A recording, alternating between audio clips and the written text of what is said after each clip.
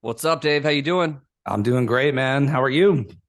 I'm doing good. We're back at it. You are the reoccurring guest. I might just actually just offload the show to you. You're the smart one. So I'm like, hey, let's just Uh, bring you back in. And so maybe I'll just give you like the login to the podcast, the whole show, and you can just take over. Is that as cool? long as I don't have to ask questions, I'm good. Right on, man. That's Well, hey, that's the hard part.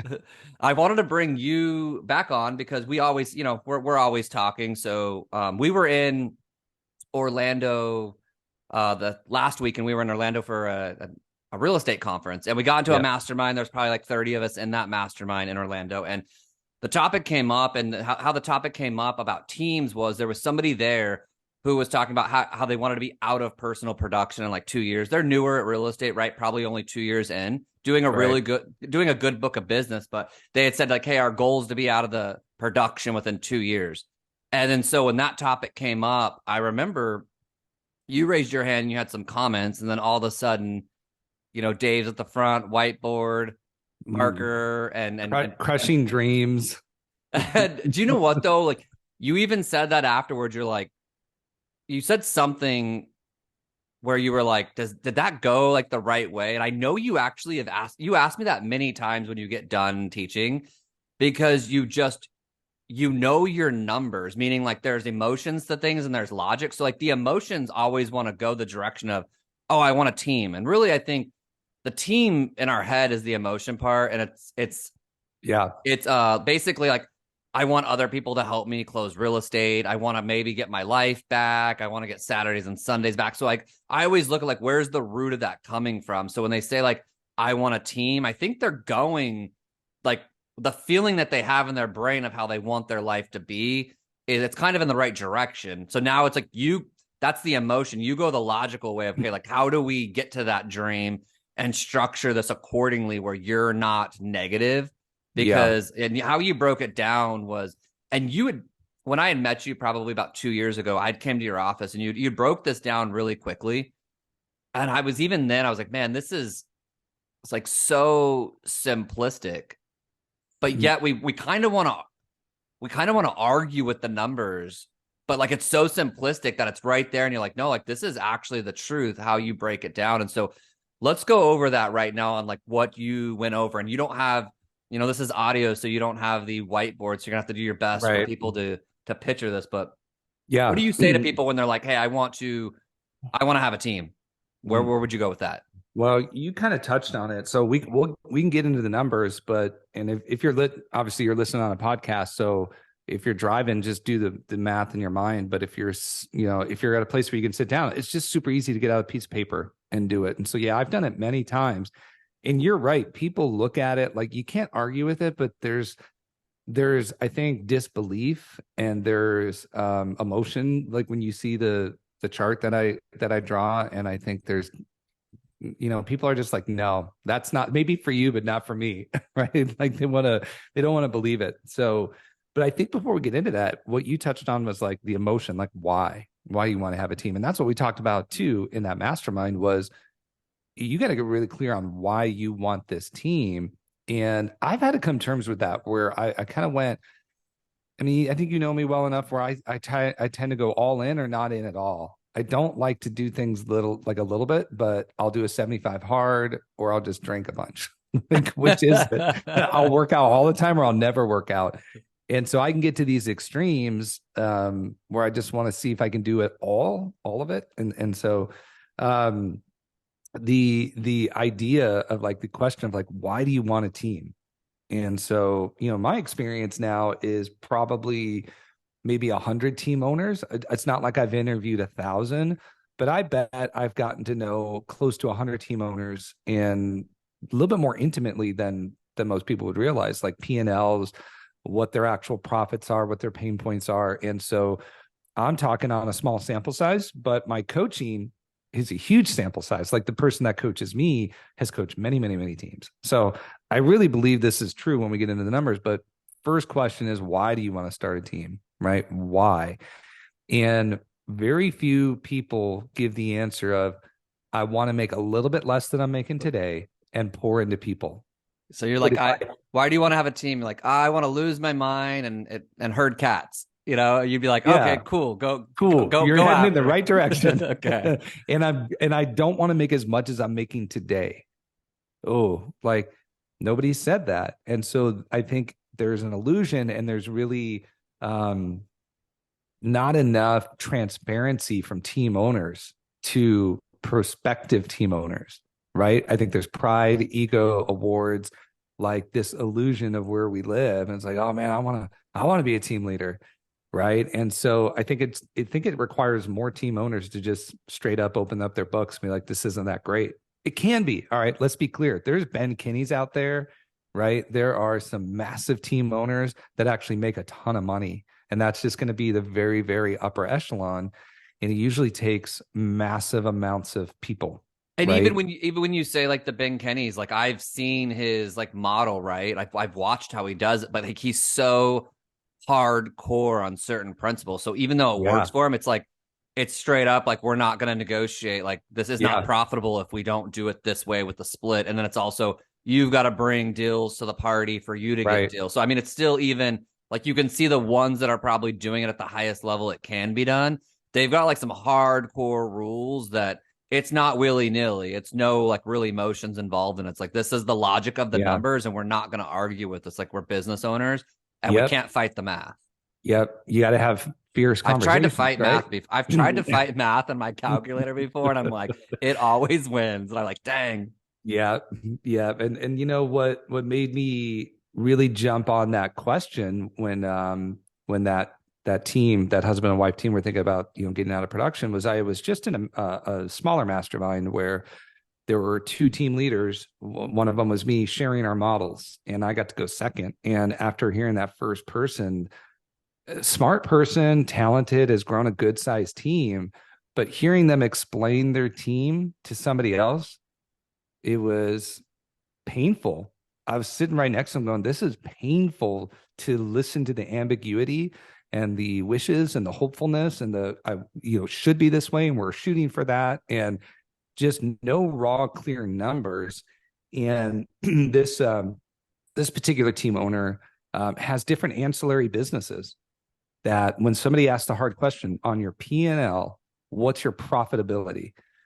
And they were like, well, when you count this business and you count this business, we hope to be at this. And this is not a slam on the person. If anybody's listened to this and knows what class I was in, like I'm coming from a place of love, not like judgment. Like, oh, like that's like Elon Musk when he's asked, how's Twitter doing? He's like, well, it's really good. Like if you bring in Tesla, if you bring in SpaceX, which in his right for this team owner, it's no different. Those are sources of revenue, but it's like, how would that go over in a quarterly earnings report? Mm-hmm. Right? Where it's like, well, let's talk about Twitter. Cool. First, I want to talk about Tesla and this. So here's the problem, and we're going to break this down. It is one bank account, putting everything in it and trying to figure out what's what. And so that one bank account for this team owner had 3 or 4 different sources of income, trying to source and trying to dissect one leg of his business. Really tough to do. So Chris, I've done this with my own team and they're still like, nah. Like I've heard from other team members that certain team members are like, I don't believe that. Like, so here's how we break it down, right? So if you're thinking about doing a team, right? So this is where we're going to get into the math. So get a piece of paper out. If you're listening, you want to build a team. I want you to take one sheet of paper. At the top, we're going to do easy math. Write down $10,000. All right. So we're going to pretend every commission that comes in is 10 grand, just to make the math easy. From there, take a line down to the left, and whatever split you're on or whatever split you're going to go to, write that half out of that share. So let's just do for math 50-50.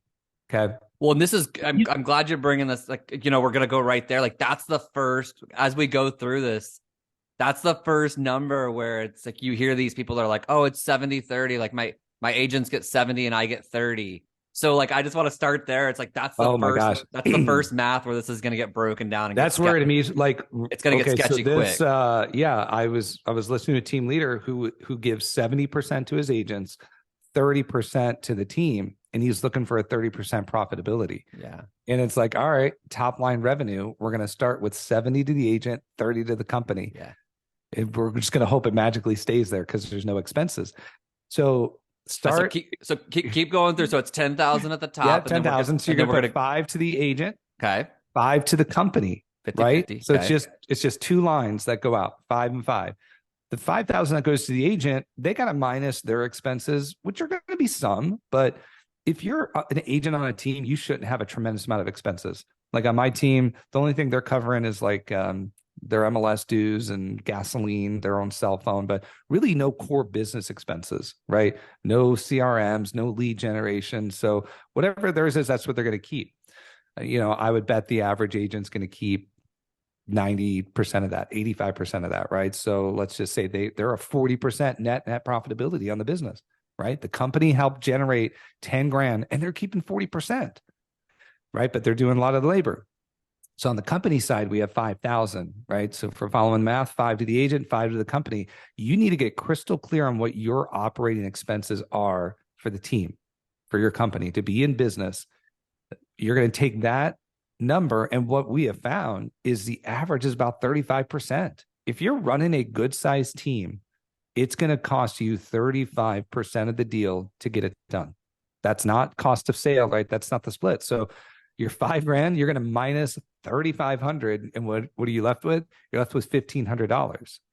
So that's not a bad business. Like when you are just owning the business, I've got friends that own tons of different types of businesses. I got a buddy that owns 30 McDonald's, another buddy owns like 20 Wendy's.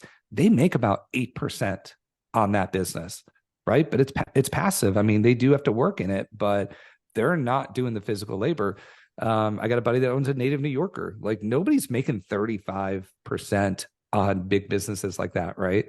So in that math equation, you have handed off a lead, or it could be the agent's lead, but hopefully you're handing off the majority of the leads. When you run a team, you're going to keep 15% of that deal. Many people, when I poll them and say, cool, you're going to start a team, when your agent does a deal, what does that make you? Or I'll phrase it this way. How many deals does an agent have to do to replace your production? What do you think the average answer is? You don't know? No. 2. Like, honestly, I've asked this question many times. Yeah. So if you want to get out of production, how many deals does your agent have to do to equate what you're doing? 99% of people are like, well, duh, 2, because it's getting cut in half. Yeah. Right? That's the logic. The simple logic is I'm doing 50 deals as a solo agent. I'm going to build a team, and maybe you already have a team, TC, admin, but we're talking agent in production. The fallacy is if I give a team agent a deal, that they have to double what I'm doing. So let's go back to the math equation. We'll see how dead wrong that is. So if you only keep $1,500, right? We did the math, 10 to 5 minus 3,500. Now you're getting 1,500. Now run that same equation on the other side of the paper. So I'll give everybody a chance to flip their paper over. It's $10,000. And then your operating expense is 35%. You net 6,500, but you're doing the deal. You're doing the labor. So what did we say the math was from 1,500 to 6,500? That's like a little over 4 times, right? 15, 3, 45, 6. So it's like 4 to 1. Your agent that you're going to start giving deals to has to do quadruple the amount of production to make the same that you make in one sale. Not many people are ready for that.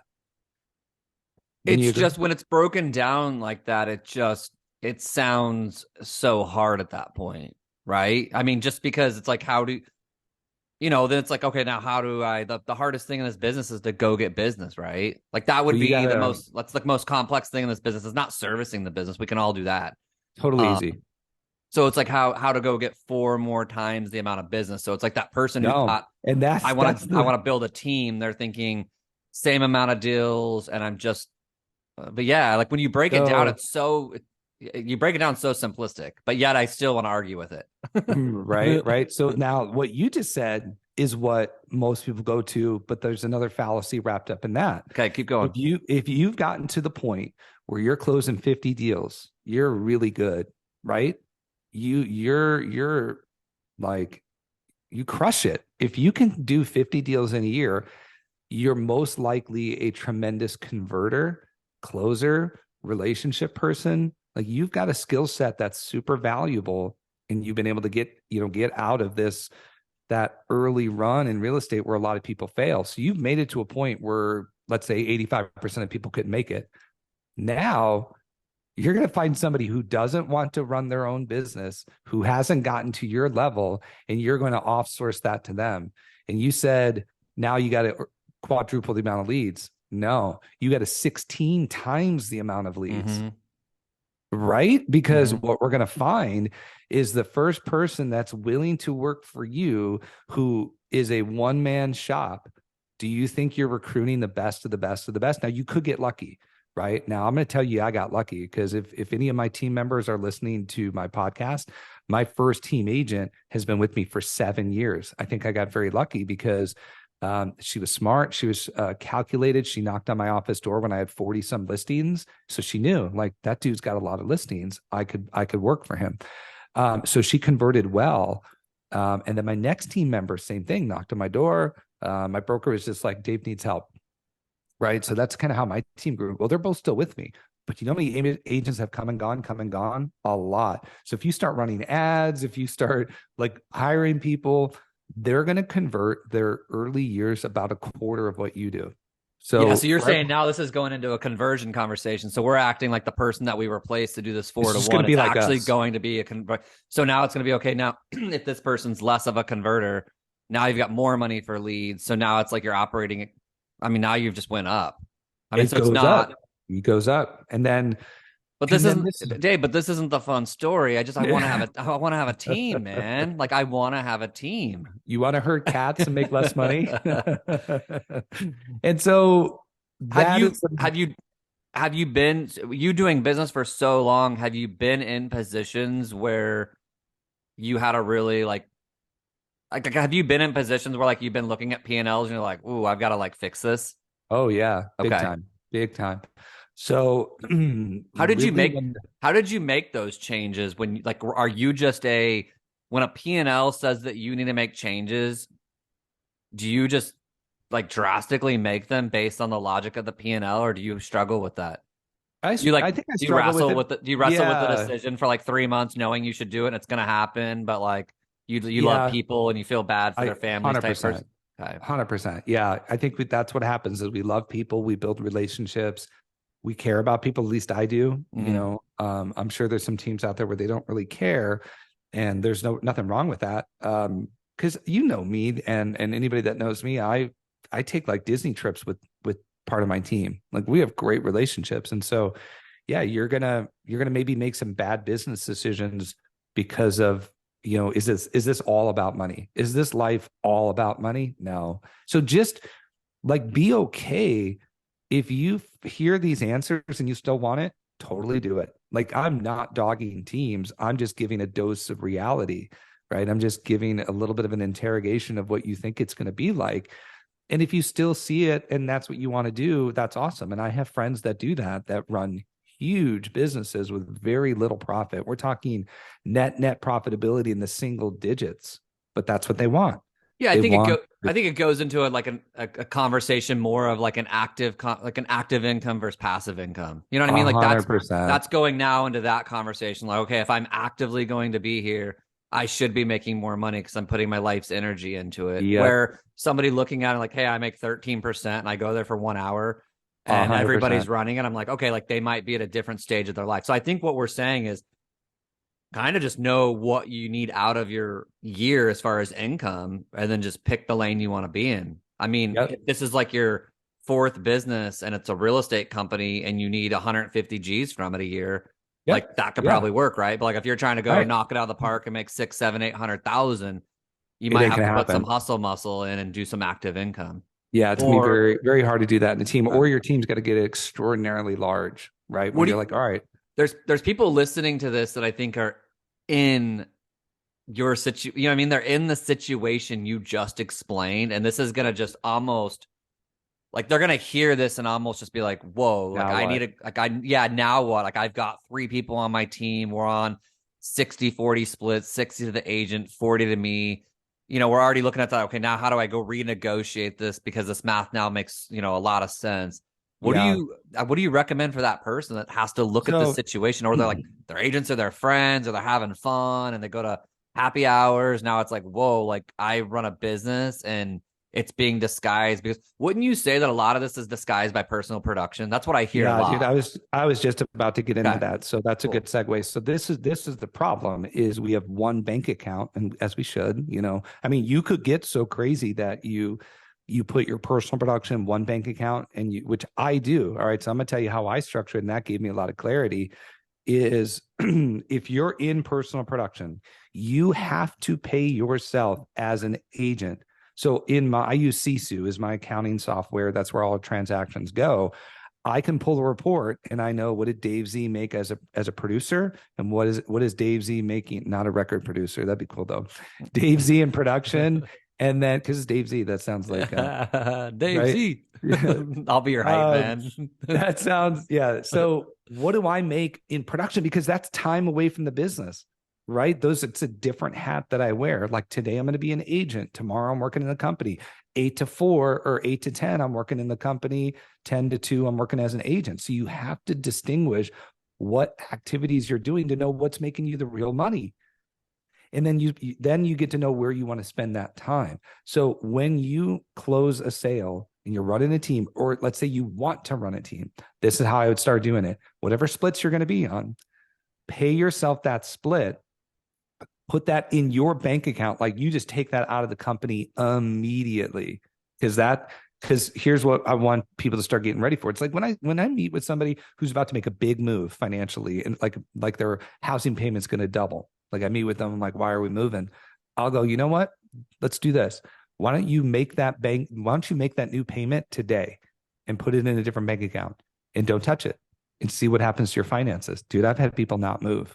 3 months in, they're like, I don't think we're good with this. I'm like, figure out what your SRP bill, like really go all in and know what your budget's about to move, and get that out of your life today. And literally people have not moved on me, which I think is the right thing to do. So start paying yourself and then you can see, all right, because this is what's going to happen. When you stop producing, that part of that income is going to go away, but the company revenue is going to stay there. So you can now start to get the feel of what the company is going to retain once you're paying out an agent. That's yourself. That way, when you run your P&L, you're going to see what was you as the producer and what was you as the team owner. And I have a spreadsheet that was super helpful that my coach gave me. And he basically told me this. He's like, don't look at you as running a real estate team. Let's pretend you own a chain of grocery stores. And I want you to segregate line by line. Is this a Dave Z grocery store expense? Or is this a agent 1 expense, agent 2 expense, right? And there were things that I had to add on into my business that had nothing to do with me. I would not have used them, right? Like I'm not on Mojo Dialer. I'm not on like Vulcan and Red X. That's not how I do my business.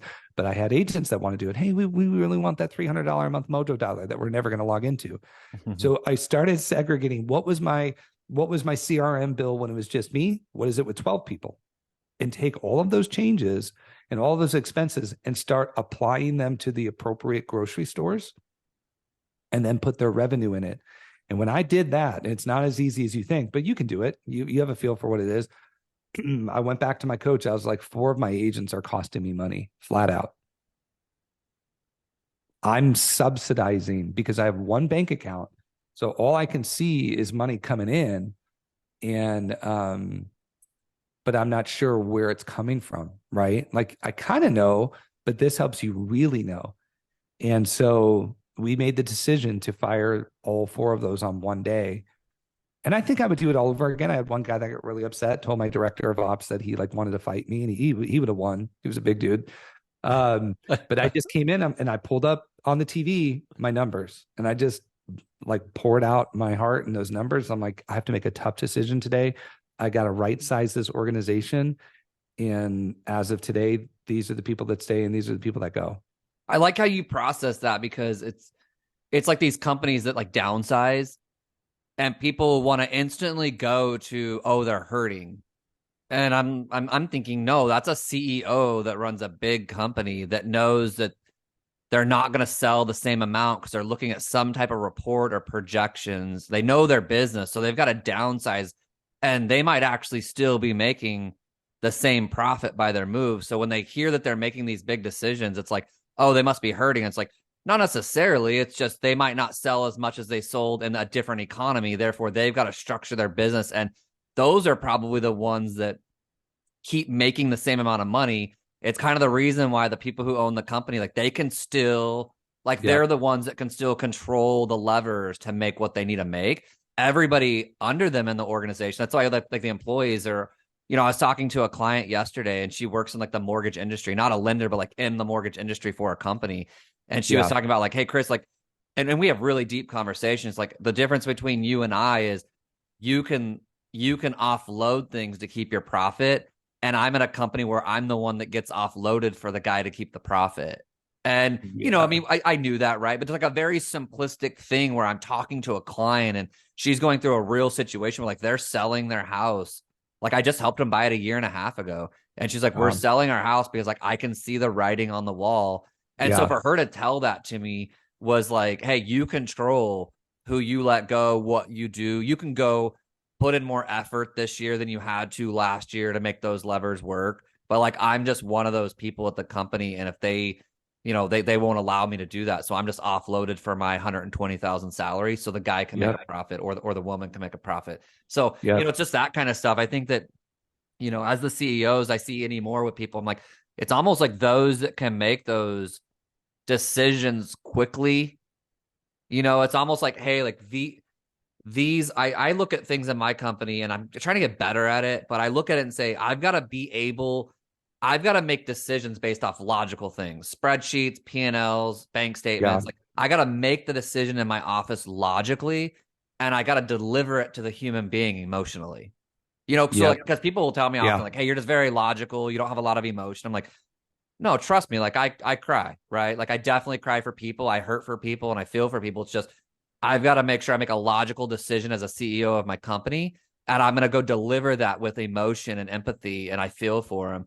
And that's where even as I'm growing, and I'm sure you are too, I'm starting to look at myself, and I run a small business. So as I say this is just this is how I just process my day to be comfortable. Oh, you run a big business with a little bit of people. I'm just trying to be comfortable with this. And I think like if I was the CEO for my company and there was a board that was judging me for my decisions and I could get fired, that's how I'm starting to make some of my decisions. I'm like, I actually personally don't want to make this decision, like personally, but I've got to go report to this fake board.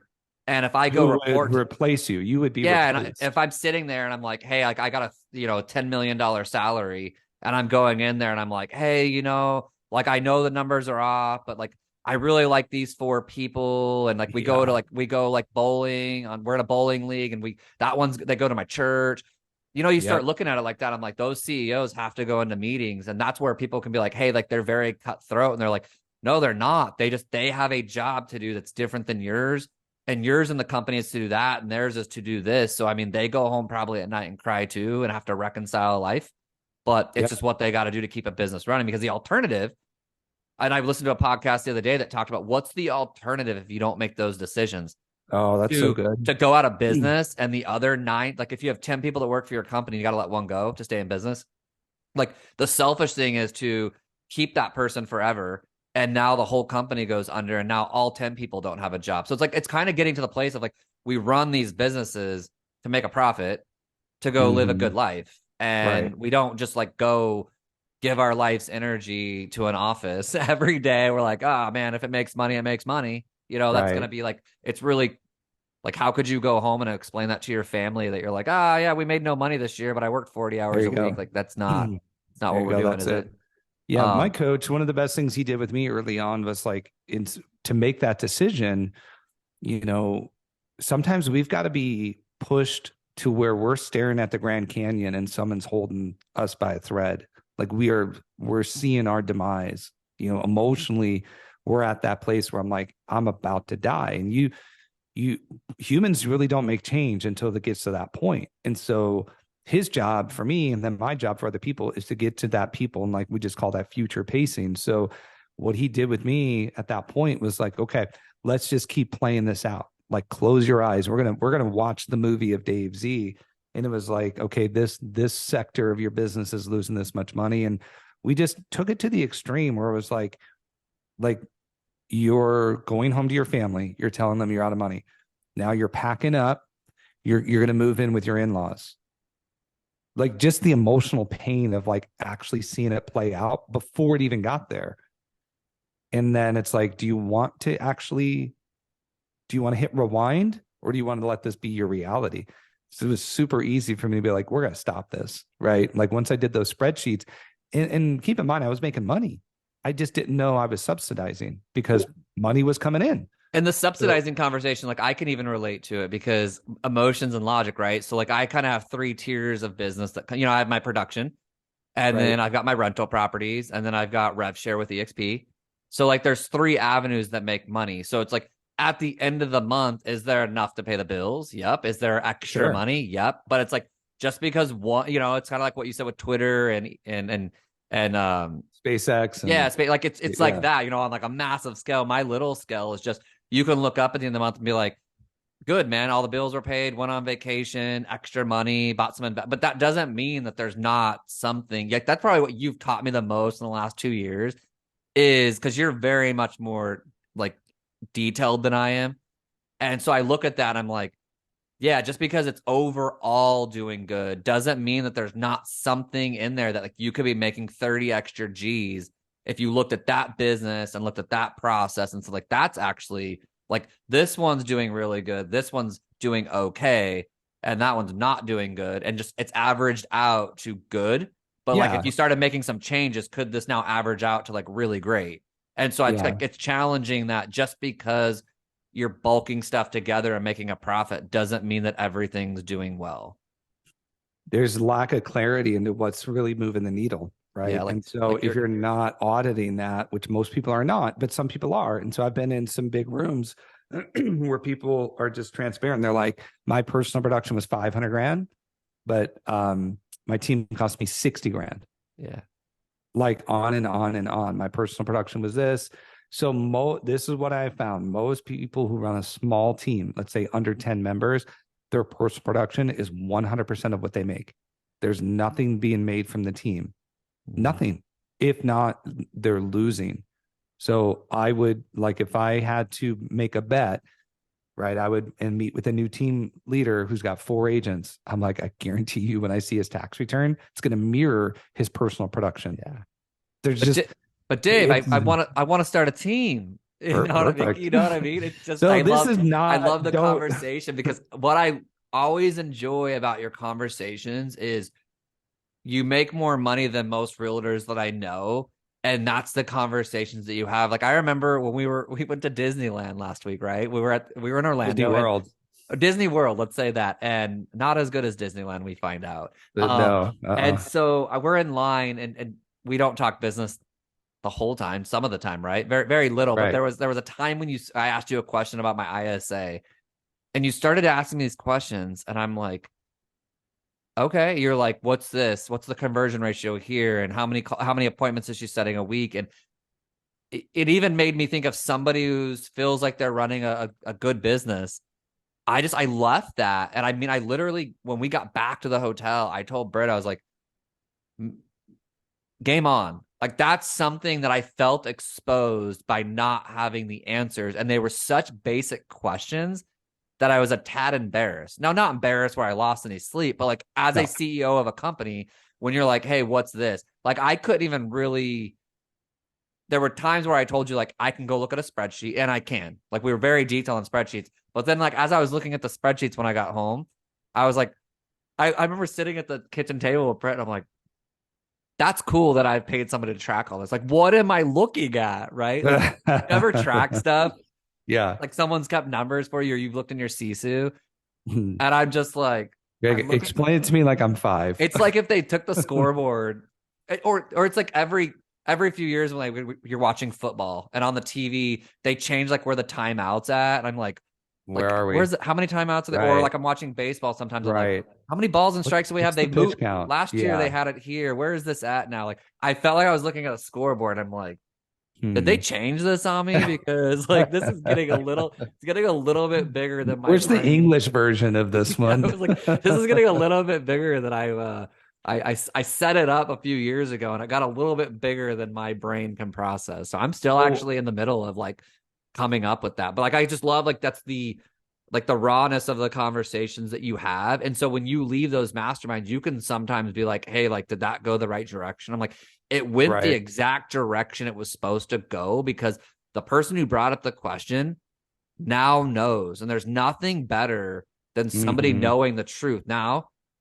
if they still want to go that direction and build that 100%. way, do it. But Yeah. there was someone actually in that mastermind as well, Seth, raised his hand at the end. I like what he said, and I followed him for a long Oh, time. And this he was said, golden. yeah, you explain it. What did he say?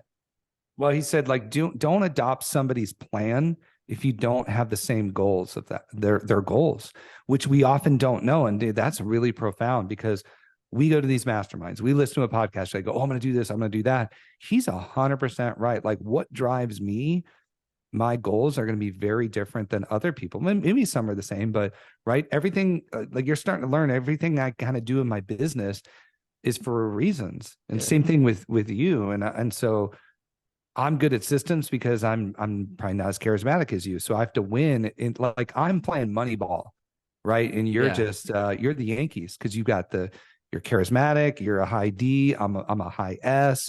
So I really have to win in the aggregates and in my systems, right? Like Ben Kinney said something once, like the systems turn the ordinary into the extraordinary. And that's the way I've been able to win is with systems, which means you have to monitor and you have to quantify and you have to identify where it's working and not working. And because I can't just win on some things that other people can win on, right? Like I'm not that. I get no referrals. No, I shouldn't say I get no, but I get hardly any referrals compared to yours because it's how I really run my business. It's almost like a private part of my life. Isn't that weird to be a realtor for 19 years and there's like my son's best friend's mom didn't know I was a realtor. And then she found out and she was at my class the other day. And Yeah. like, but no, I don't walk around saying I'm a realtor. And I know that's not the norm, right? Like it's a different part of my life. But you've Which leaned is it, you've just, odd. I mean, you've leaned into your person. I think what we can say is like, there's certain people that are self-aware, they lean into their personality and they win. Meaning like I know Yep. that I can go sit at a listing appointment and just talk, right? Like I can shoot from the Yep. hip, from experience, tell stories, make them laugh, right? Like we're leaving, we all had fun. And there's like Yep. not one listing presentation got pulled out. We never talked about price and commission never came up. And I docu-signed the contract when I get home. Like, Yeah. That's but not like, so I, normal. so Yeah. That's not I normal. leaned into that. So you lean into yours, I lean into mine. And so, but like, here's what I just heard you say about like Ben Kenny when you said systems take the ordinary and turn them into extraordinary. Like, that's the thing that I am like in the middle of right now. Cause I'm thinking of, okay, you've I built set for 17 years. I built this. Like, what would have happened if, and we do have a lot of systems, but what would happen if we took the systems and took it to the next level of just like Like, someone tracking it more and having better meetings weekly with people? And this is what I yeah. expect of you. Like, it's gotten a little bit lazy, right? And I You think can get a, you when the can, markets turn like they right. did and you get exposed a little bit, you start looking at this like, whoa, we're not just riding in on getting 19 and 20 pendings every month, right? Like Right. the market's starting to expose everybody, and don't get me wrong, still gonna win, still winning. But like I'm looking at it, I'm like, all right, like this has got a newer version of myself has to be I gotta get a newer version of myself to go through this next market. Yeah. So you remember we were, when the market started turning, I had some fierce conversations with my team in June of last year. We made some massive changes because it just came down to this. Like I know my numbers so well. So we made some huge changes. The team, the core producers are still here. But you remember we were talking one day and I'm like, dude, I just shaved 600 grand of GCI off my overhead Yeah, you made because me that was when you text me that, I was super stoked because I'm like, that's a good CEO. Like I still have like three things probably in my life that I should have let go 6 months ago. Right. So like you made the line in the sand and did it. And now I'm sitting here still and I'm like, I probably, you know what I mean? Like it's like my gut knew or the numbers actually knew. And it's still like you kept some things that you were like, you were much like, hey, cut it and I'll bring it back, which is smart. Right. And Right. I was more like, I'm going to keep some of this stuff and see if the market comes to me. And that's not a good, like, that's not a good decision that day. I think you sit in a place a little bit more of luxury, like your net worth, your passive income, right? I'm sitting here making decisions on, hopefully 5 colleges and 4 weddings, and right, I've got money banked it's banked for that. Like, dude, it's 7 figures of cash. Where people are like, why do you have so much cash? Like, because I want to pay for college and weddings, and now it's not just in a checking account, but I'm not touching that. And so I can't rely on that. And, so there's maybe a greater burden on me for more people. I can't fail. And you're not going to fail, Well, but that's I fair can't though. take the risks. I can't take the risk What anymore at it goes 45. back to what's our goal, like what's that person trying to accomplish? And when you say like you're trying to accomplish that, like I'm not, yeah, it's like, I don't You have could five, take I risks, don't have man. 5 kids. So it's like, I mean, it's just, if that month didn't come through with money, I'm not sitting there and I'm like, no, you're not eating today. Right. I'm Yeah. just Yeah. like, I'm Why can't I sign up for baseball? yeah, you're like Yeah, kid, right. because I didn't make good decisions 4 months ago. Would Yeah. you like to talk about this more? So here's what's super cool is I cut 600 G's off of my Wow. overhead, meaning if you're listening, you're not like in real estate, like my team can do $600,000 less of commission than it did last year. And I will make the same money. Do you remember the expenses? I remember Oh yeah. It's when like we went, 17 grand in salary. So I okay, cut 17 G's in salary a month. a month. People are gone. No, Dang. no, no, no, no. I had 5, 8, 11, 15. Yeah, dude, it was Okay. like 15 grand salaries. That was 4 people gone. That I hired while we were scaling, right? The market was going crazy and we just needed more help. And then the market cut in half, right? Like the Phoenix market went to 50% of the sales. So I fired that staff. I cut, I got rid of lead services that I didn't need that weren't going to me. These were pure team leads. Dave Z doesn't need them. And so we had less people, less selling. And so um, salaries and lead gen. And then I cut 2 offices because I'm Okay. like, well, we don't need those either, right? So that was a massive amount of money, right? And it's always the delta that builds you wealth. It's never the top line that builds you wealth. It's what you keep, retain, and invest. And so I wanted to keep more. And here's what's really cool. January to May is my best January to May of my life. How cool is that? So I It's cut yeah. everything and then had a massive first quarter. So you win. Now that's a huge win where now I've stockpiled. You're the Uh, CEO that if you looked at it and you would have been like, "Oh, I'm downsizing." Like that was it goes right back to that like that was my conversation with someone could have everybody. been like, "Oh man, is Dave hurt and he's downsizing?" You just let go. Like people are seeing people walk out of your office with boxes and you're still sitting there Can as this you're sitting there as the CEO now saying like, "No, I just had my best quarter, right?" you So it's imagine if the board of directors looked at me and they're like, "You cut our overhead massively and you still delivered bigger results, like yeah. bonus." I'd Yeah. get a Yeah. bonus. Yeah. I think our hardest No, thing is that that's the hardest thing of this business is that we usually are the CEO and in production. And right. those are just hard to do in a day when you still like, let's say you only want to spend 5 hours a day working 6 hours a day, right? And it's like, you got to be the CEO of a company, read reports, read financials, talk to a lawyer, talk to a CPA, talk to a bookkeeper, then take leads, convert, buyer consultations, listing consultation. Like you can see You're where in and out, in I and can out. easily see where someone who doesn't have the proper setup is just like, I got to bow out of all those logistics because I've got to go show homes, get to inspections, get to appraisals. So it's Yeah. almost like when someone tells me I can't figure out the behind the scenes, I'm almost like, no, I actually get it. Like, I don't know how you could close 6 a month, keep that all together with no help and still go home, talk to anybody, look at a report, build a spreadsheet, have systems. Like that would be challenging. So, we've got just like 5 more minutes. So I think that this goes into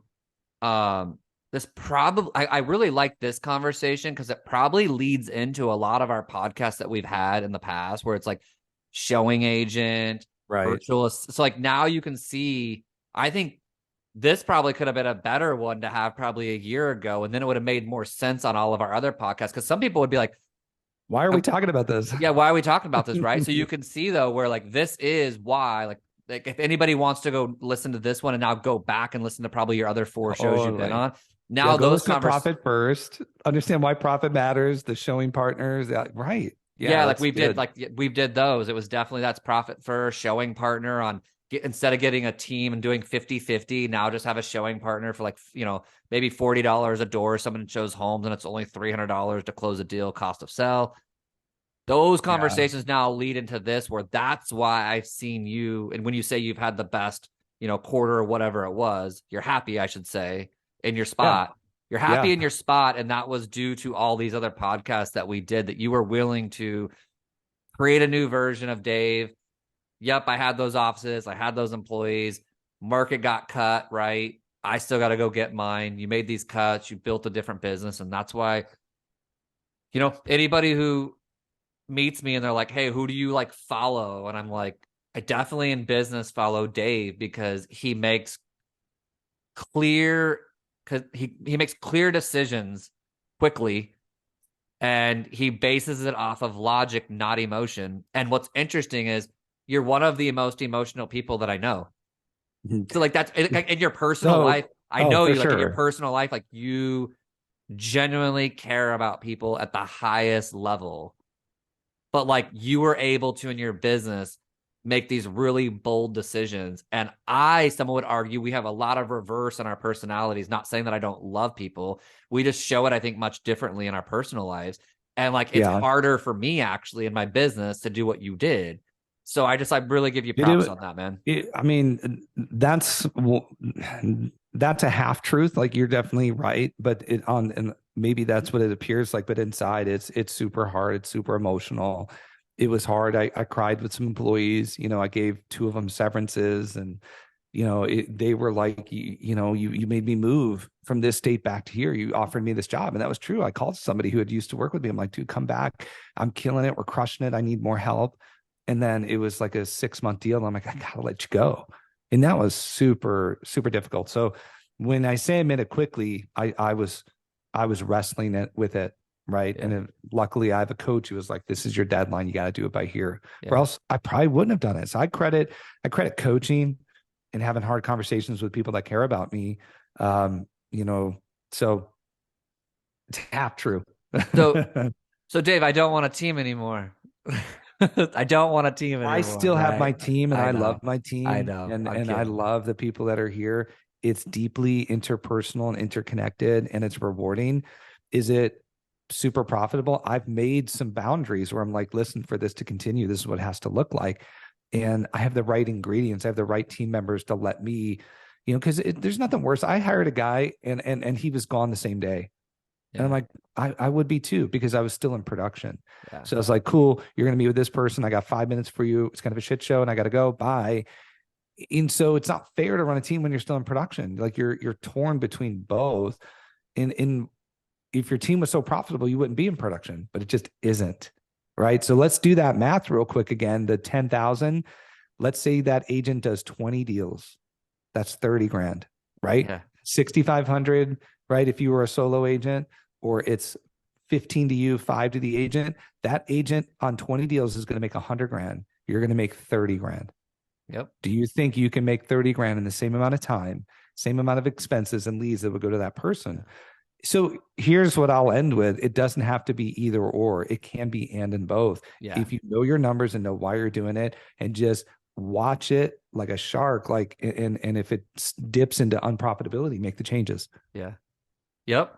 Now everybody can go listen to the past shows. If this is your first show where you're hearing Dave Z, I don't even know how to spell your last name. I know how to say it a little bit. When we were at Disneyland, I told Dave, I was like, if you told me right now you'd give me $1 million to spell your name, I wouldn't be able to do it. And he's like, really? And I was like, me and my wife both tried. You were both so close. I was like, yep, we didn't get the $1 million. So, and I'll end it with this. I remember Probably about 8, 9 years ago, Russell Shaw, I'd go to his classes and he would say this. And so I had this in me, and he would say, these people who say they want to have big teams, it's usually like just a joke of a comment, because he's like, I've always wanted to have the least amount of people to deliver the highest customer service to the amount of business I have that year. And he always ended it with that year. That's good. I want the least amount of That's people to good. deliver the highest customer service for the amount of business I have that year. So whether it was a 600 unit year for him or a 350 unit year, he had to do these sways. And that was something that I took to heart 9, 10 years ago when he taught me that. So this leads into now meeting you and you helping me like execute that, because I already had that framework in my head, kind of that philosophy or mindset. And you helped me. How do you actually still go close this amount of business? And so that's where it gets in that tactical stuff, the showing partners, the VAs, assistants, things like that. But I've got to bounce. So I appreciate you jumping on. I think you taught me a lot on this one. Good. I hope it was helpful. I hope it saved some careers. It will, man. It will. Awesome, man. Appreciate you. Later. Bye, bud. All right, see ya.